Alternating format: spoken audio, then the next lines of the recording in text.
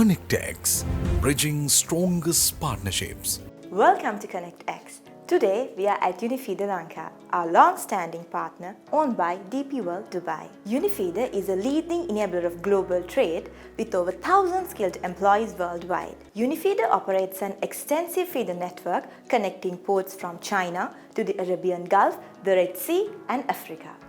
To find out more, let's walk in.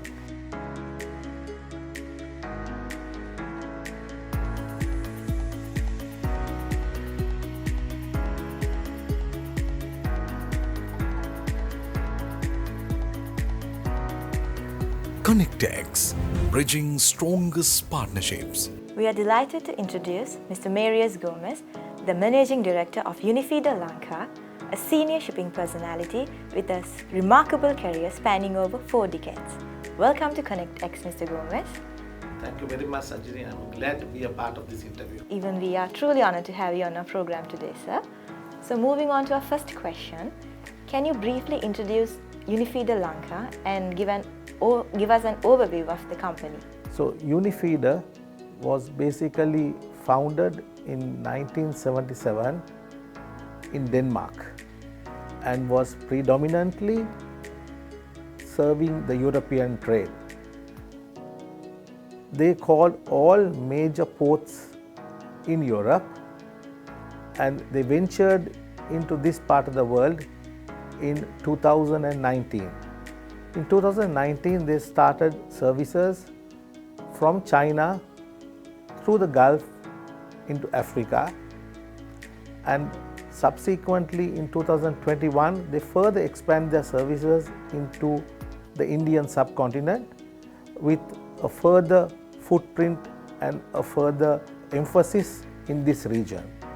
So today, Unifeeder is within the top 2 feed operators in the world. What is the current network coverage of Unifeeder in the Indian subcontinent? So if you take the port of Colombo, Unifeeder currently has got 9 services calling, starting from China, crisscrossing Colombo and going to the Gulf, and from that point onwards to Africa.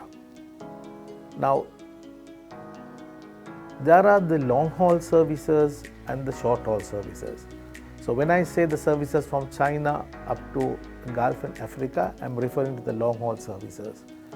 And those we have basically a frequency every week, 1 call a week. When it comes to the short-haul services, which is more plying between South India and Sri Lanka, we would have multiple calls per week. So when I say it's 9 services, it's not 9 calls, it's 9 services, but we'll have very much more calls over the port of Colombo.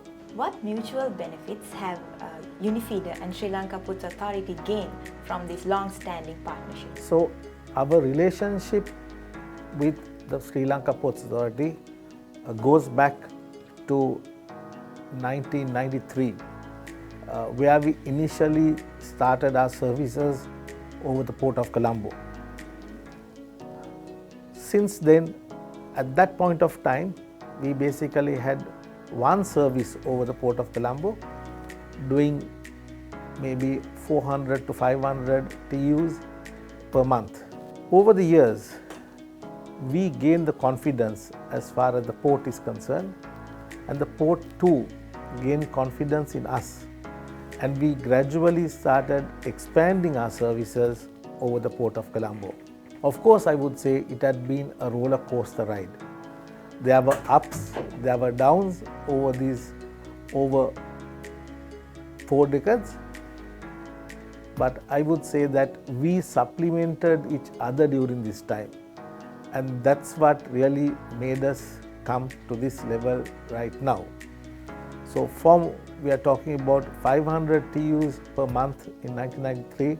Today we do over 20,000 TUs per month in this era.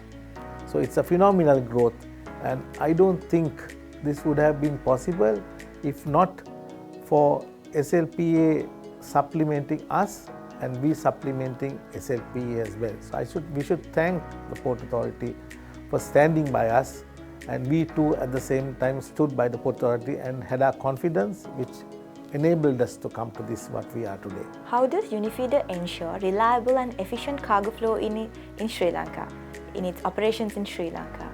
And are there any specific technologies, features to enhance the operational efficiency? So Unifeeder globally gives a lot of emphasis to information technology and always keeps changing with the times, because technology keeps changing and we have to be ahead of the times.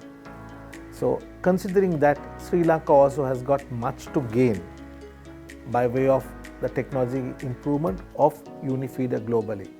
We have taken advantage of this situation, which also finally assists us, and it assists the port as well, and it also assists our customers. So overall, I think for all stakeholders, it's a win-win situation with the technology development as far as Unifeeder is concerned. How does Unifeeder address sustainability and environmental responsibility in its operation? Unifeeder has got a sense of environmental responsibility, and they have their own decarbonization goals.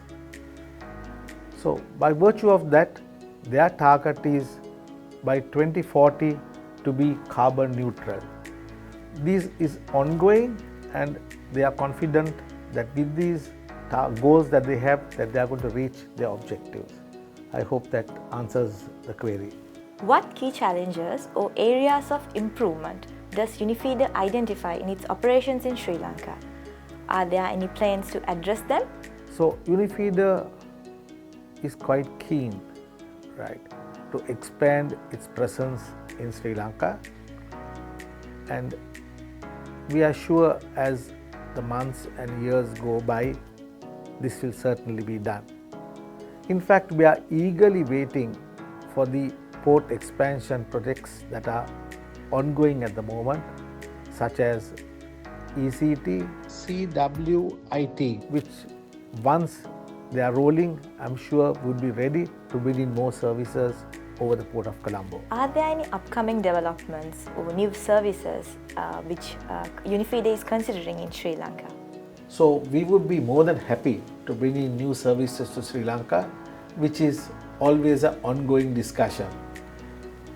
In fact, we are also aware of the new port developments which are ongoing and which will come on stream if, from what we hear, the latter part of next year. With these developments taking place, I'm quite certain that we are going to bring in more services over the Port of Colombo, as we're quite happy with the services we are getting right now, and with these changes taking place, it will even give us more confidence in bringing more services over here. On the last note, Mr. Gomez, how do you feel about this long-standing partnership between Sri Lanka Ports Authority and Unifeeder? I would say, if I can permitted to use the word, it has been a honeymoon between the Ports Authority and us over these since 1993, right?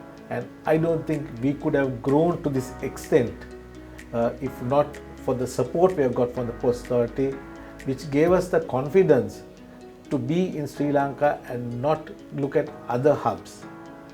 So as I told you at the beginning of our interview, we started with 500 TUs per month, and now we're doing over 20,000 TUs a month, which is a phenomenal growth. So that itself speaks, right, as to the confidence we have had, and we will continue to have the confidence in SLPA and the Port of Colombo as the months and the years go by. Thank you. With that note, we conclude this episode of ConnectX. We sincerely thank and appreciate you, Mr. Gomez, for your valuable time and your invaluable insights. Thank you very much for having me, and I wish you all the best with your future interviews as well, and to the Sri Lanka Ports Authority. Thank you. Thank you so much. Stay tuned for more captivating conversations with industry leaders on ConnectX. Thank you for joining with us, and we hope to see you soon. ConnectX, bridging strongest partnerships.